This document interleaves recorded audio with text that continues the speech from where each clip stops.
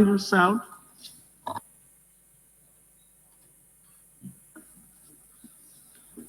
Thank you very much, Madam Speaker. I think I'm not going to be long because I'm expecting the Honorable Minister to lay the request for the state of the emergency. So I think most of my contribution will be reserved for that. But Madam Speaker, I just want to bring this to the attention of the chair of the special committee. We gave them a task. We said establish this committee according to Standing Order 95 to look into the recommendations of the establishment of the approval of the state of the emergency 45 days ago.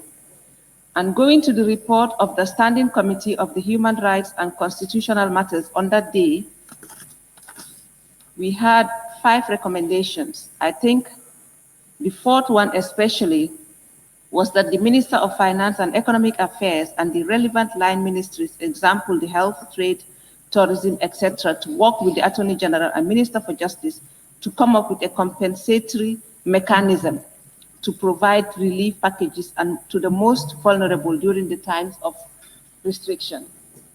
I think, Madam Speaker, I will call the attention of this August Assembly to that specific recommendation. And this report should have basically worked on that. The government was given 45 days to come up with specific package of relief, whether it was to the poor, whether it was to business community, and we are yet to see that. Like I always say, I am always in the interest of a state of emergency when it comes to the time of need. We can even have a complete lockdown. I wouldn't mind approving today a 45-day state of emergency or whatever the Attorney General would be requesting. But based on this report, they were given 45 days to look into all that. But as I'm to see, there is no such thing. They are still coming with more recommendations. And it looks like nothing of that sort has been done. For example, when you go to page 6, it says that the ministry revealed that the Gambia Bureau of Statistics, in collaboration with the UNDP, is currently cleaning up the data it has on the number of households in the country in order to ascertain the vulnerable families. Have they ascertained the number of vulnerable families? What we have seen is stock of food stock at the McCarthy Square, and apparently it is being distributed in the regions. Do we know who they will be supplied to? Do we know the number of vulnerable people in this country? Do we know how long the government can continue feeding them? Because we don't know how long this COVID-19 is going to last. It can last a day, it can last a week.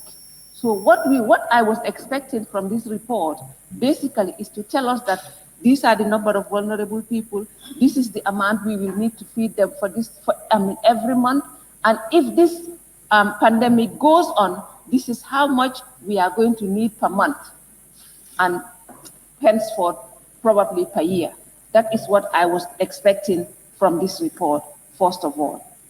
And also, they acknowledge that the committee, particularly that of finance, has not come up with a concrete compensatory plan. And they've also mentioned that it is not only people that will be affected, businesses also will be affected.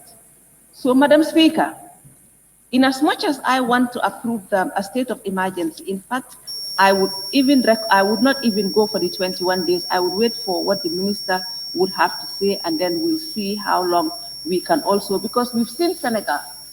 Yesterday, they have additional 123 cases on top of that, and now they have gone over to 1,000. Fortunately for us, we've only just got 23. But like I always say, we are not even sure whether it is only 23 because we are not tested. In as much as we want to know, we are not testing everybody. The testing is not open to everybody. Sometimes you can call them within an hour, they will come and test you. Sometimes you can call them 3 days, 4 days, they will not come. So for me, I would say that everybody is affected. Let us just assume that we are all affected. Let us assume that we all need to be isolated. So for me, as I said, I will not say much, but I was expecting this committee to work on the report that was adopted on the 3rd, work on those recommendations, and also look at what the executive have in preparation based on those recommendations and come up with a complete report and a complete recommendation. Not just only come up with recommending 21 days, 21 days for what? 21 days on what basis? COVID-19 can go on for 10 years. It can go on for 2 years. But we can lock down for 21 days. On what grounds? They are still open. Yesterday, I was looking to the market. I didn't get off my car because I was afraid. I was scared. They were not respecting social distancing. So are we going to say that we are going to have a state of emergency for another 21 because the regulations are not really concrete. Even the minute the regulations apply, because probably they just came up with writing. It is just on black and white.